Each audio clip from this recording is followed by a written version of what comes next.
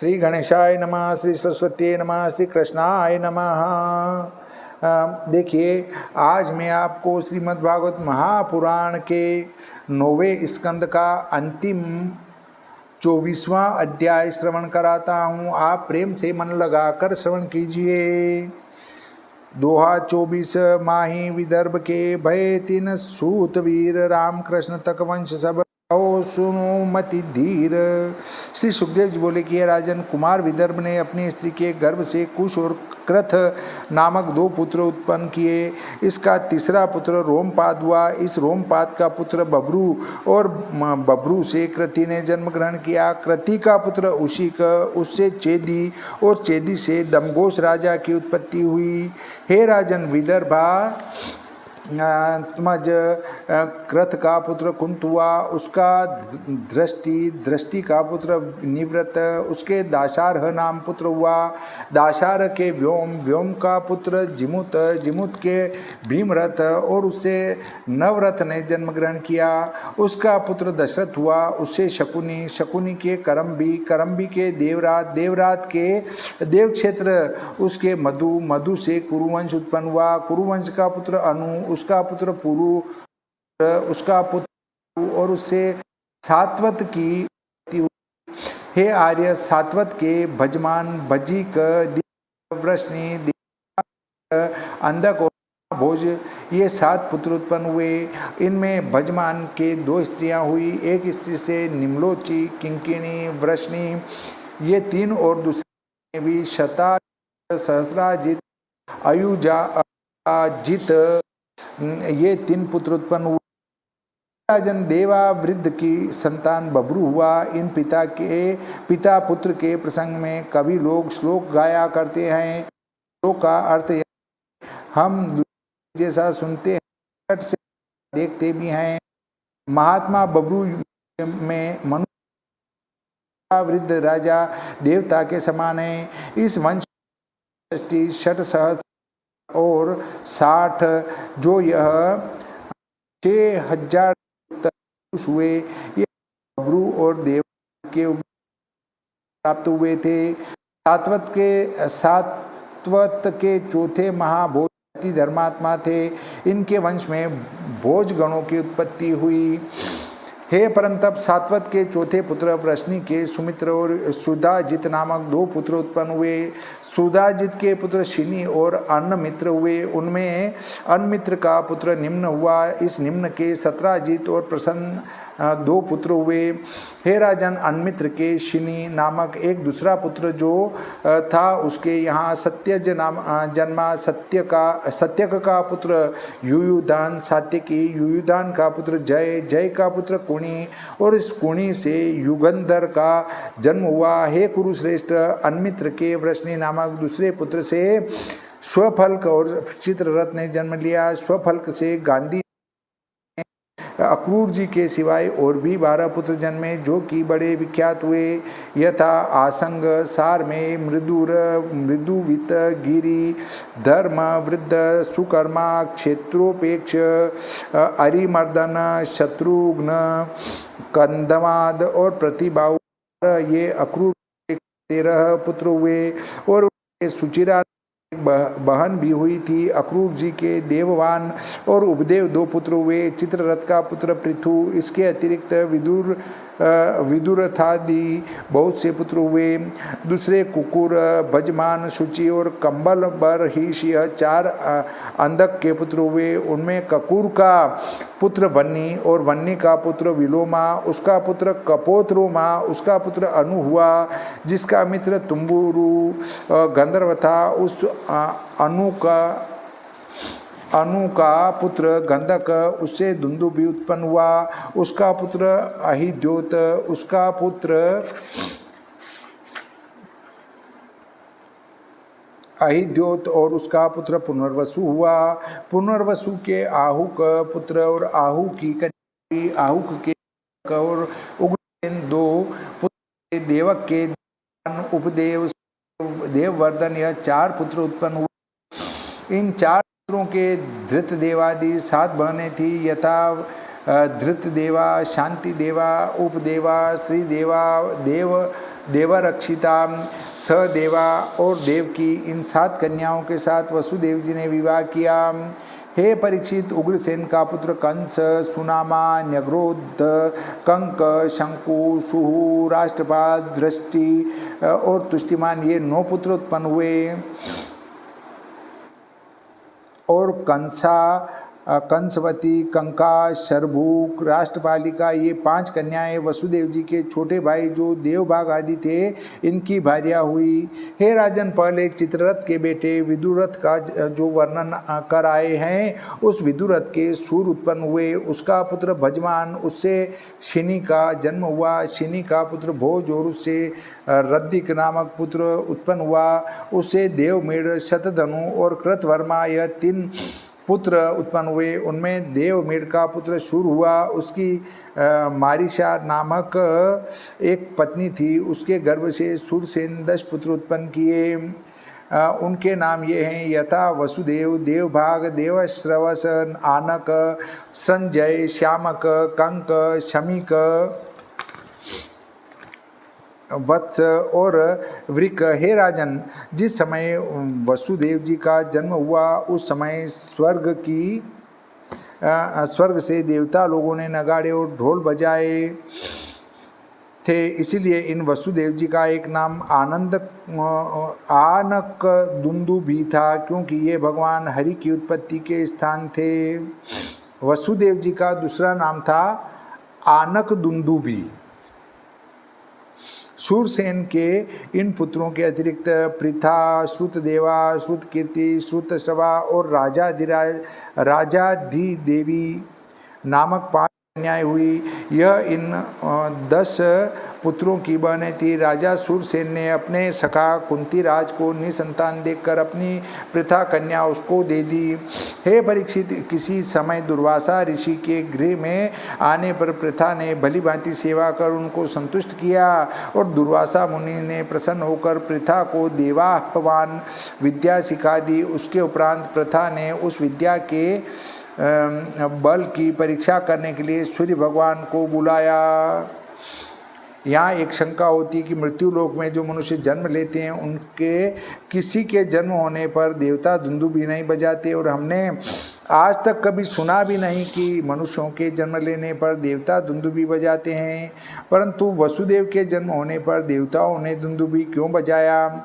जो कोई कहे कि भगवान वसुदेव के गर्भ जन्म लेंगे इसलिए देवताओं ने आगे ही हर्ष मानकर बजाए हैं, तो दशरथ आदि के भगवान पुत्र हुए, तो दशरथ आदि के जन्म समय देवताओं ने दुंदुभी क्यों नहीं बजाई? इसका उत्तर है कि जो मथुरा में वसुदेव जी ने जन्म लिया तो उस समय दुंदुभी के निकट चंद्रमा खड़ा था। चंद्रमा ने जान लिया कि इस लड़के के पुत्र भगवान होंगे, मेरे वंश का प्रकाश करने वाला यह हो जानकर चंद्रमा ने दुंदुभी बजाया। कुछ देवताओं ने दुंदुभी नहीं बजाया और दशरथ के जन्म के समय सूर्य दुंदुभी के समीप नहीं थे, और जो होते तो सूर्य भी निश्चय दुंदुभी बजाते। अपने अपने वंश की वृद्धि देखकर सबको हर्ष होता है।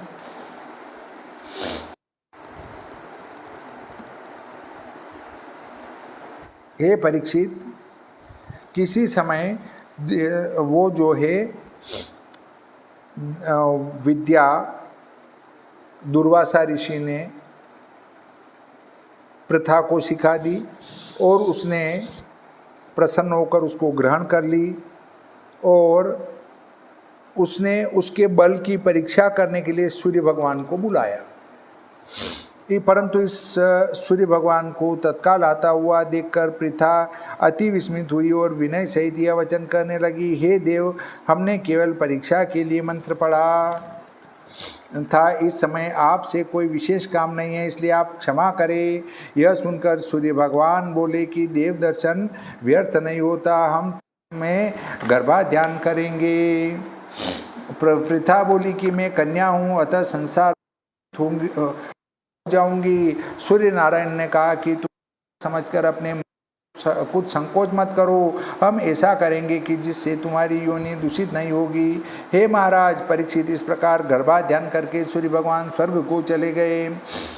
उसी समय दूसरे दिवाकर के समान पृथा के एक कुमार उत्पन्न हुआ। तो पृथा ने लोकापवाद से डरकर उस पुत्र को संदूक में बंद कर नदी में बहा दिया। इसके उपरांत पृथा को देखकर तुम्हारा परदादा महाराज सत्य विक्रम पांडु विवाह करने के लिए ले गए। श्री सुखदेव जी बोले, हे राजा परीक्षित, सूरसेन की कन्या श्रुतवेदा कुरुवंशी वृद्ध शर्मा की भार्या हुई। उसमें द्वितीय सुत दंत विक्रम ने सप्तऋषि सनकादि के पाप शाप से जन्म लिया और केकई वंशी धृष्टकेतु ने श्रुतकीर्ति का पाणी ग्रहण किया। उससे संतर्दनादि 5 पुत्र उत्पन्न हुए और अवंती के राजा जयसेन ने राजा देवी का पाणी ग्रहण करके उससे बिंदु और अनुबिंदु नामक 2 पुत्र उत्पन्न किए। हे राजा, चेदिराज दम घोष ने श्रुतश्रवा का पाणी ग्रहण किया। इसका पुत्र शिशुपाल उत्पन्न हुआ। अब वसुदेव जी के भ्राताओं का वृतांत कहते हैं। देवभाग की भार्या कंसा के चित्रकेतु और बृहद्वल ये 2 पुत्र उत्पन्न हुए। देवश्रवस की भार्या कंसावती के गर्भ से सुवीर और इशुमान ने जन्म ग्रहण किया। आनक की वनिता कंका से सत्यजीत और पुरुजित ये 2 पुत्र उत्पन्न हुए। संजय की भार्या राष्ट्रपाली के गर्भ से वृष दुर्मर्शन आदि उत्पन्न हुए। श्यामक की शूरभूमि नामक भार्या से हरिकेश और न्याक्ष ने जन्म लिया। वत्स कने मित्रकेशी नामक अप्सरा के व्रकादि पुत्र उत्पन्न किए। व्रक की पत्नी दुर्वाक्षी से तक्ष पुष्कर शालभृत पुत्र उत्पन्न हुए। शमीक की वनिता सुदामिनी ने सुमित्र अर्जुन और पाल इत्यादि पुत्र उत्पन्न किए। कंक ने अपनी स्त्री कर्णिका के गर्भ से ऋतुधामा और जय नामक 2 पुत्र उत्पन्न किए। हे महाराज परीक्षित, वसुदेव जी की पौरवी रोहिणी, भद्रा, मदिरा, रोचना, इला और देवकी आदि अनेक पत्नियां थी। इन स्त्रियों में रोहिणी के गर्भ से बलदेव, गद, सारण, दुर्मद, विपुल, ध्रुव और क्रतादि पुत्र उत्पन्न हुए। पौरवी से सुभद्र, भद्रबाहु, दुर्मद, भद्र और भूतादि 12 पुत्र जन्मे। मदिरा के गर्भ से नंद, उपनंद, कृतक और सुरादि पुत्र उत्पन्न हुए। भद्रा ने कुल का आनंद देने वाला केवल केशी नामक एक ही पुत्र उत्पन्न किया। रोचना के गर्भ से हेमांगद प्रवृत्ति जन्मे और इला में उरुवल्क आदि से लेकर यदु, जिनमें मुख्य ऐसे अनेक पुत्र हुए। धृतदेवा के वसुदेव से विप्रष्ट ने जन्म ग्रहण किया। विप्रष्ट ने जन्म ग्रहण किया। शांति देवा में श्रम। इसी प्रकार उपदेवा से कल्प वर्षादि 10 पुत्र उत्पन्न हुए। श्री देवा के वसु, हंस, सुवंशारी 6 पुत्र उत्पन्न हुए। देवरक्षिता के गद प्रभृति 9 पुत्र उत्पन्न हुए। जैसे साक्षात धर्म ने 8 वसु उत्पन्न किए, वैसे ही वसुदेव जी ने सहदेवा में विश्रुत आदि उत्पन्न।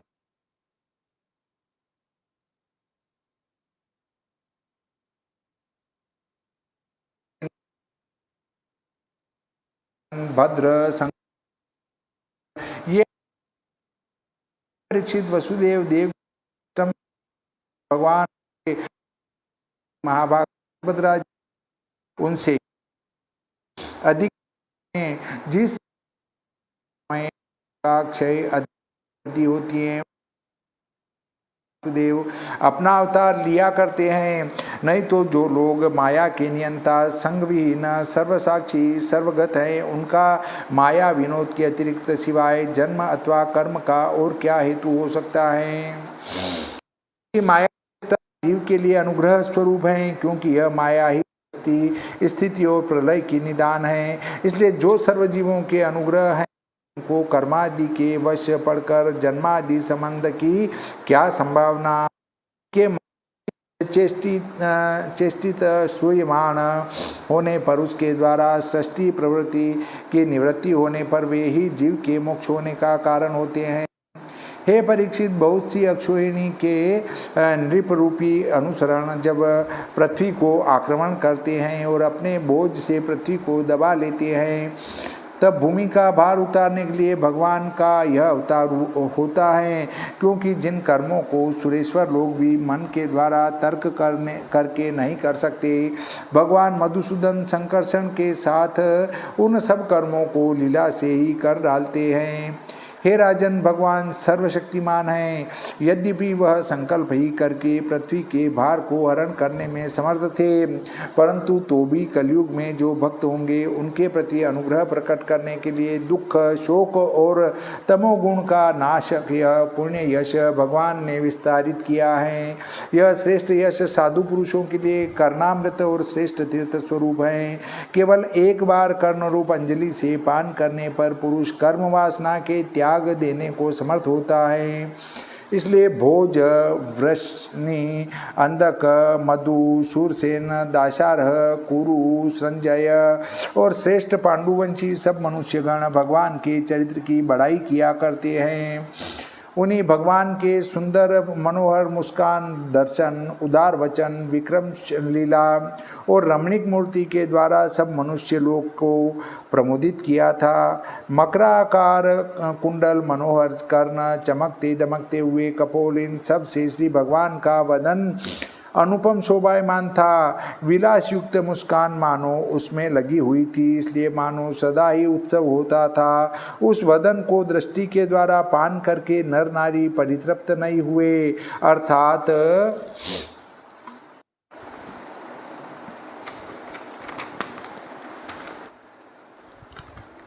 वह सब आनंदित हुए थे, परंतु नेत्रों को बारंबार पलक मारने को न सहकर निमेष के बनाने वाले राजा निमि के ऊपर बारंबार कोप करते थे।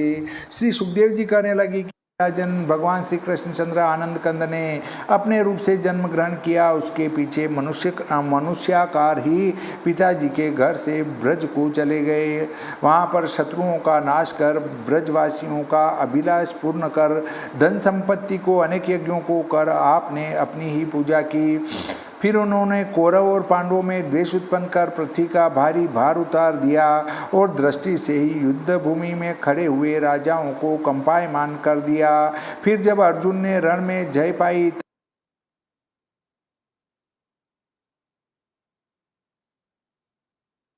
ने उसी स्वरूप से राम को चले। श्री भगवती महापुराण स्कंदे भाषायाम विदर्भ नाम अध्याय, और यहाँ पर ही ये आपका नवम स्कंद संपूर्ण हो जाता है। श्री गणपति राज की जय, सरस्वती मैया